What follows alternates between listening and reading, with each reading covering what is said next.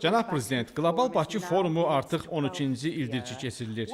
Bu ilki tədbirin nəticələri ilə bağlı gözləntiləriniz nədən ibarətdir?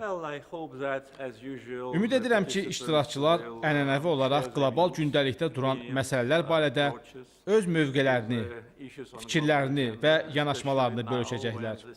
Xüsusilə də bugün beynəlxalq arenada vəziyyətin kəskin şəkildə dəyişdiyi bir vaxtda. Bu forumun iştirakçılarının adları onun potensialını əks etdirir.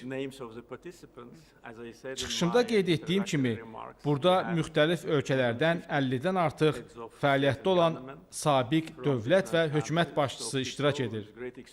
Bu şəxslər böyük təcrübəyə və biliyə malikdirlər. Artıq açılış sessiyasından da bəlli olur ki, burada müxtəlif fikirlərin kombinasiyası mövcuddur. Onlar heç də üst-üstə düşmür və bunun özü müsbət haldır.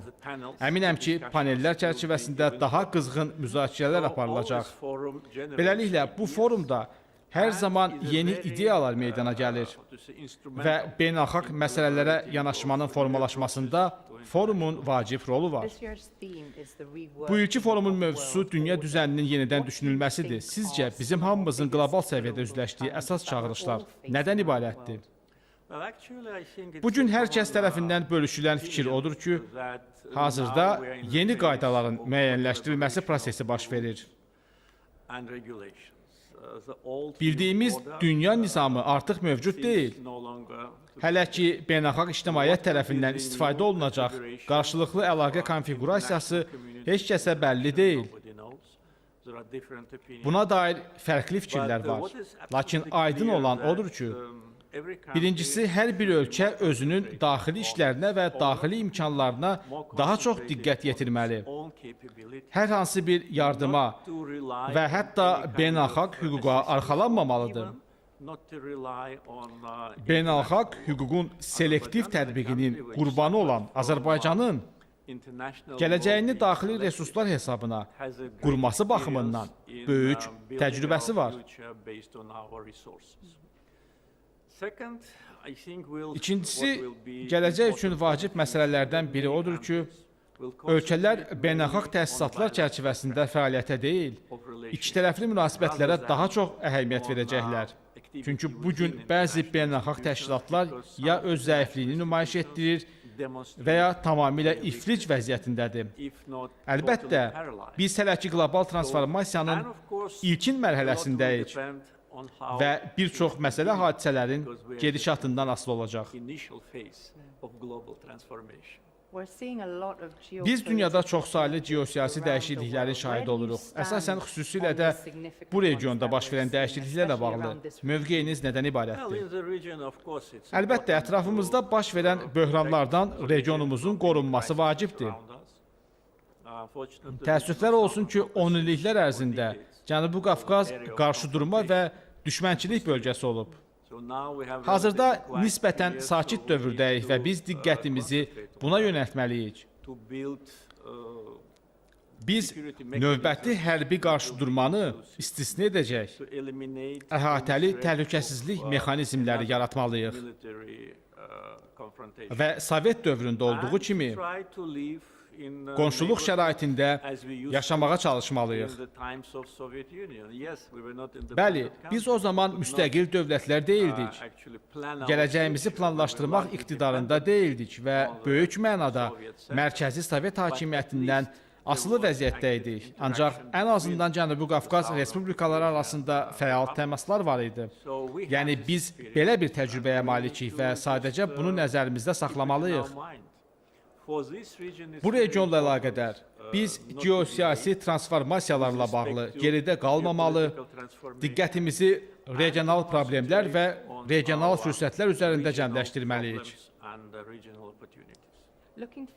Daha geniş regiona nəzər saldıqda, burada Rusiya-Ukrayna məsələsini, yaxın şərqdə cərəyan edən hadisələri görürük. Qlobal kollektiv yanaşma olaraq biz bu hadisələrdən nəyi öyrənərək irəliləyə bilərik?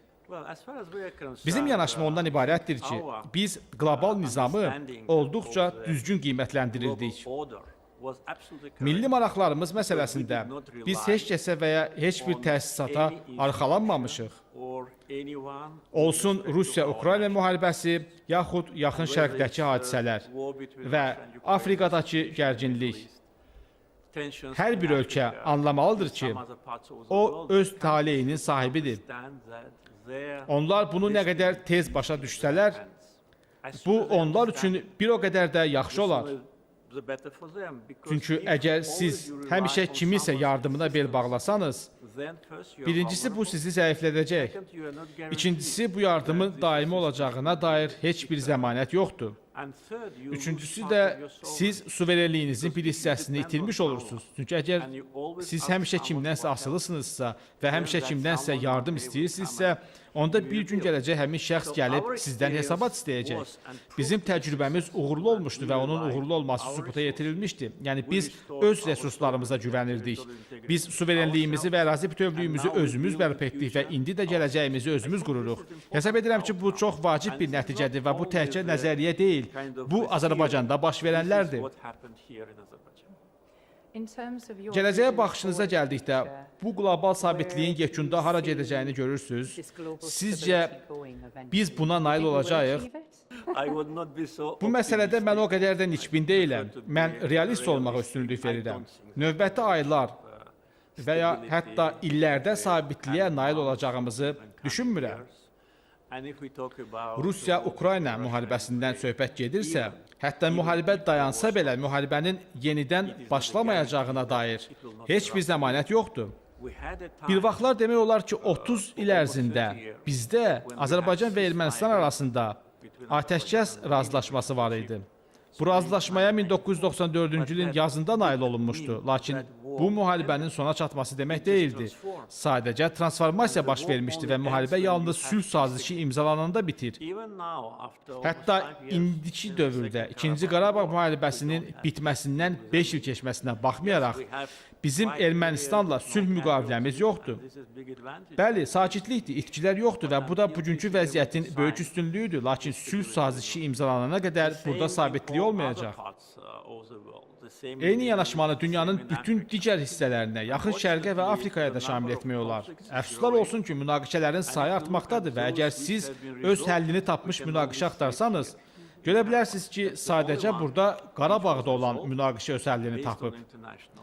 Bu, beynəlxalq hüquq, tarixi ədalət əsasında həllini tapmış yeganə münaqişədir. Bu həlli bütün dünya qəbul edir. Hesab edirəm ki, belə hadisələr bu cür müzakirələrin başlanmasına səbəb olur. Bu, o geosiyasi arenanın mühüm bir hissəsidir. Elə deyilmi? Əlbəttə, çünki biz geosiyasi dəyişikliklərdən bəhs edəndə daha dəqiq danışmalıyıq. Bu, Vaşinqtonda baş verən hadisələrdir. Amerikanın yeni administrasiyasının siyasəti ilə bağlı nələr baş verir və bu, bir daha bütün dünyanın Ağ Evdə qəbul olunmuş qərarlardan necə asılı olduğunu nümayiş etdirir. Beləliklə, bu, qlobal geosiyasi dəyişikliyin mənbəyidir. O, yenicə başlayıb və biz bu geosiyasi dəyişikliyin ilk aylarını yaşayırıq.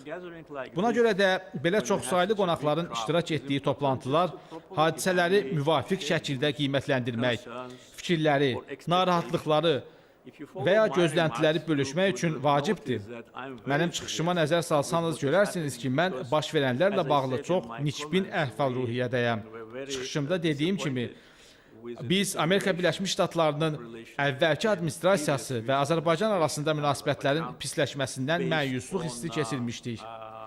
Onların mövqeyi bizim milli maraqlarımıza ədalətsiz yanaşmadan ibarət idi. Buna görə biz Trump administrasiyası dövründə Amerika Birləşmiş Ştatları ilə münasibətlərimizin və güclü tərəfdaşlığımızın yenidən qurulmasına çox nikbin baxırıq. Lakin qonşu zalda bəzi insanlar var ki, Onlar nikbin olmaq əvəzinə daha çox məyusdurlar. Bu da təbiidir, çünki hər bir ölkənin öz maraqları var. Hər bir siyasətçinin öz baxışları var.